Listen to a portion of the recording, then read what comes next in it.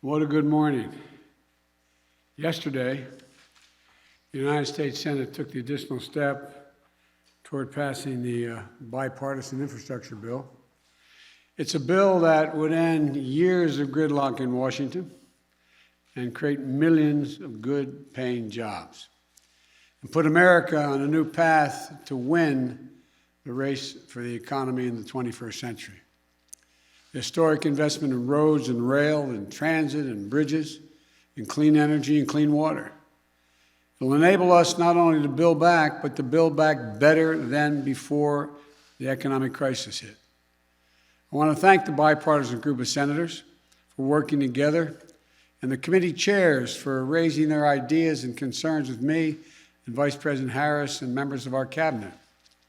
As you did with the Transcontinental Railroad and Interstate Highway System, will soon once again transform America and propel us into the future. This bill makes key investments to put people to work all across the countries, in cities, in towns, in rural communities, small towns, big towns, along the coastlines and on the plains. It covers the nation. And it could put America to work in good-paying union jobs, building and repairing our roads, bridges, ports, airports. And, once this bill passes the Senate, I know that body will move toward establishing a framework for the remainder of my Build Back Better agenda and giving tax cuts to the middle class by investing in child care and home care for seniors, critical investments to combat climate change and to build a clean energy future, vital steps needed to bring down the cost of health care, and so much more. And we're going to do it without raising taxes by even 1 cent on people making less than $400,000 a year. And here's another important part of the bill. 90% of the jobs created by this legislation will not require a college degree. 90%. It's a blue-collar blueprint to rebuild America.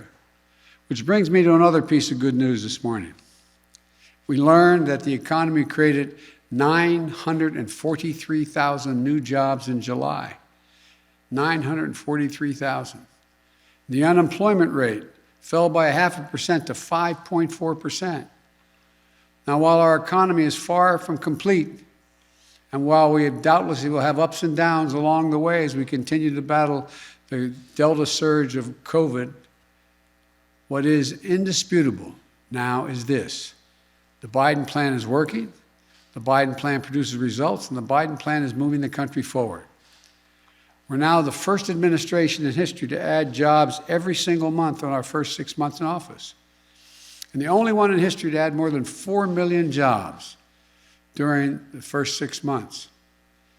Economic growth is the fastest in 40 years. Jobs are up. The unemployment rate is the lowest since the pandemic hit. Black unemployment is down as well. Why? Because we put in place the necessary tools early in my presidency. The COVID-19 vaccine plan, the American Rescue Plan to fight the virus and fight the economic mess we inherited. As a result, we've been able to make progress on both fronts against grave challenges. And we put in place the tools to prevent this Delta variant wave of COVID-19 from shutting down our small businesses, our schools, and our society. When we first got to office, COVID-19 crisis and economic crisis were unrelenting and devastating for people. And as a nation, we didn't have the tools to deal with either. Nearly 4,000 Americans were dying each and every day to the virus, 4,000 a day. The economy had been wiped out. We were down 10 million jobs from where we were before the pandemic. We were in a dark winter with real concerns about what spring would bring. But then we got to work. We passed the American Rescue Plan shortly after I was sworn in that gave us the tools to fight the pandemic and rebuild our economy. And it produced results. To beat the pandemic, we ramped up testing and protective equipment. And we actually went out and bought enough vaccine so that every single solitary American could be vaccinated. And because of the help of everyone, from the military to civilian efforts, we carried out one of the most difficult logistical challenges in our nation's history to get 220 million shots into people's arms in the first 100 days in office. 220 million. Over the past 7 months, we've cut COVID-19 deaths by 90%. As of today, 193 million Americans have gotten at least one vaccination shot, including over 70% of adults over the age of 18. 165 million Americans are now fully vaccinated. Because of our success with the vaccination effort, this new Delta variant wave of COVID-19 will be very different, be able to deal with than the one that was underway when I took office. And yes, cases are going to go up before they come back down. It's a pandemic of the unvaccinated. I know I've said that constantly, and others have as well. The vaccination of the unvaccinated. You know, and it's needless, taking a needless toll on our country. You know, we have roughly 350 million people vaccinated in the United States and billions around the world, and virtually no one's died because of that vaccination. But even so, the impact is going to be very different than what happened last January. Today, about 400 people will die because of the Delta variant in this country. A tragedy, because virtually all of these deaths were preventable if people had gotten vaccinated. But 7 months ago today, almost 4,000 people died on that very day from COVID-19. 4,000 versus 400. That shows how much our vaccination progress has already done to protect us from the worst of the new Delta COVID-19 wave. Likewise, the American Rescue Plan has given us the economic tools we need to protect our recovery against the worst impacts of the Delta virus. $1,400 checks into the pockets, for $1,400 checks into the pockets of millions of Americans. Help to keep their folks in their homes. Help to put food on the table. Remember those long lines we used to talk about? People lined up in their cars for hours just to get a box of food put in their trunk. Help the small businesses so they keep the lights on, their doors open, and their employees on the job. Because states were losing revenue, they were having to lay off essential workers. Well, the aid to states and cities and counties and tribes that kept essential workers going, police officers, firefighters, educators, on the job. Funding for schools to reopen and ventilation systems, sanitation services, protective equipment to keep students and staff safe. And as we vaccinated America, we developed our economic tools to help our economy recover. As a result, in the past 3 months, we've created, on average, 832,000 new jobs per month since sworn in. That's compared to 50,000 jobs in the last 3 months of the previous administration. Look, even so, my message today is not one of celebration. It's one to remind us we got a lot of hard work left to be done, both to beat the Delta variant and to continue our advance of economic recovery. We all know what it starts with. As I said again and again, this is a pandemic of the unvaccinated. So we have to get more people vaccinated. I said, well over, what's the number again? I remind myself, 350 million Americans have already been vaccinated. They're doing fine. I'm pleased to report the past week we've seen the first-time vaccinations in America go up by 4 million people getting back, 4 million shots. That's more than we've seen in a long time.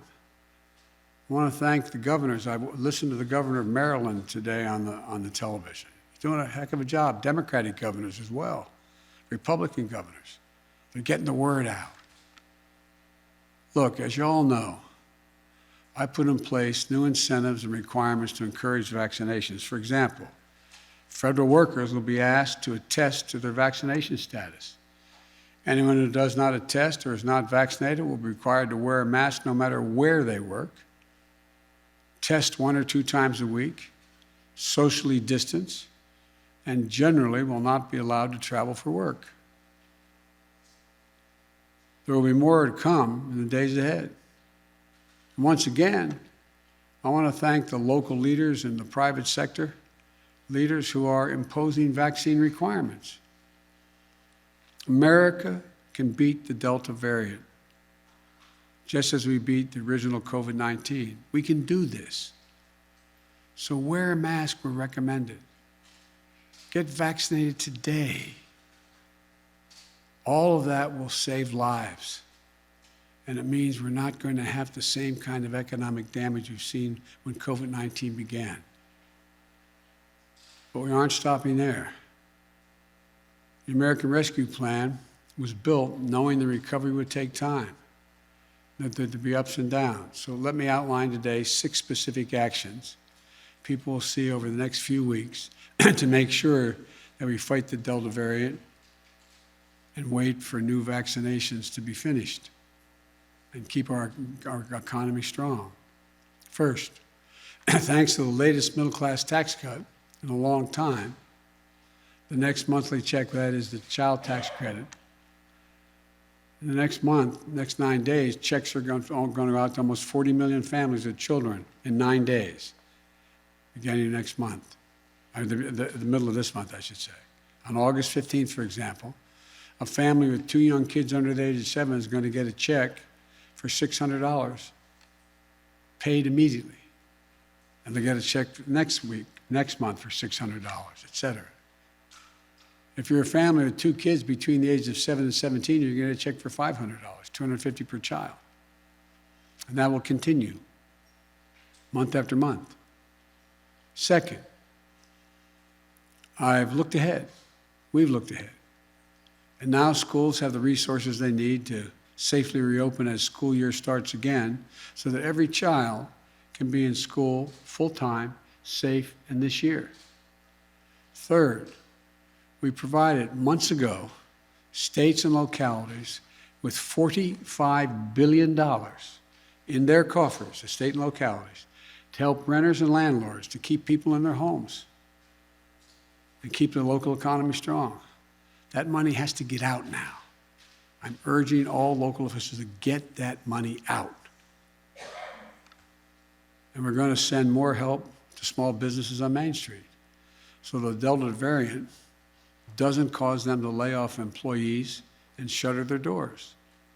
There's something called the Paycheck Protection Program. It's a loan program, forgivable, if the small businesses kept their employees in the job and their doors open. We're now in the process to forgive those loans for small businesses who are doing the right thing, putting them in a better position to keep their businesses going. Fifth, if anyone is worried about getting health insurance during the pandemic, there's help today.